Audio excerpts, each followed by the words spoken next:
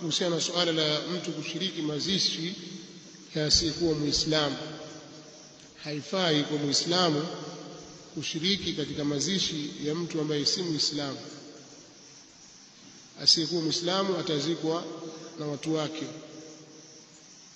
atazikwa na ndugu zake na jamaa zake au na watu wa dini yake, kwa maana awe baniani mathalan, au awe Myahudi au Mnasara au mpagani, atazikwa na watu wake.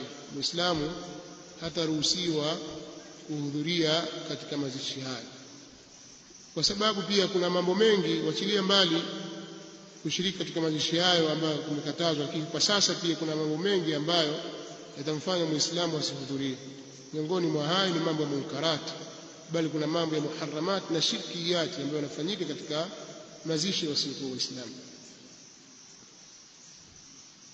Miongoni mwa hayo kuna maombi ambayo yanaombwa yasiyokuwa ya Kiislamu, ambayo Waislamu Kiislamu hayaruhusiwi. Ni ibada ile, kwa sababu sasa Muislamu huruhusiwi kushiriki ibada yasiyokuwa ya Kiislamu. Mazishi ni ibada, na Muislamu haruhusiwi kushiriki katika ibada isiyokuwa ya Kiislamu.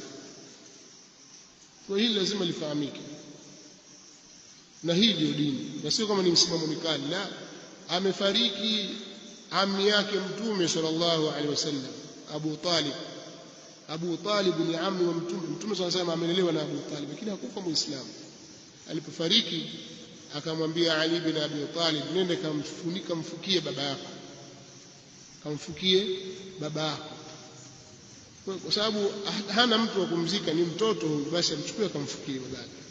Pia hakuzikwa Kiislamu, na Mtume sallallahu alaihi wasallam hakuhudhuria wala masahaba hawakuhudhuria. Umefahamu? Kwa haifai. Wachilia mbali masala ikhtilat, kwa sababu katika mazishi ya wasiokuwa Waislamu wao hawachagui wanawake na wanaume, watu wanaingiliana, kuna wanawake wanaume hapo, atapigwa ngoma au muziki katika mazishi. Sasa sio sawa sawa wewe Muislamu kuhudhuria sehemu kama hiyo. Kadhalika kuhudhuria kwa mazishi ya mtu ambaye awe ni jamaa yako wa karibu, kwa maana ni rafiki, wengine mna ukaribu, majirani au ndugu, utahudhuria. Kama watu wake wapo, basi wache wakamziki. Kama hawapo na huyu ndugu yako anakuhusu, basi kamfikia, naruhusiwa kwa kumfikia, kamstiri, kwa sababu ni mwanadamu, lakini si kwa ibada yoyote. Hakuna cha ibada.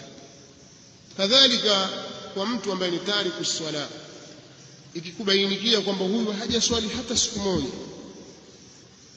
kwa sababu masala yamekuja sasa, kuna mtu aswali aache, aswali aache. Miongoni mwa kauli za ahlul ilmi ni kwamba akiwa ameswali atakuwa Muislamu, akiacha atakuwa kafir. Akiswali Muislamu, akiacha kafir. Kweli yale atakofia ndio ambayo tutamhukumu juu yake. Ama wengine wanasema maadamu kuna kuacha, kuswali na kuacha, basi hukumiwa kwamba ni Muislamu. Lakini huyu ambaye sasa haswali hata siku moja, miaka enda na miaka, watu hawajui kama huyu bwana akiswali hata siku moja, sio sawa sawa kwenda kuhudhuria mazishi yake, sio sawa kuhudhuria mazishi yake.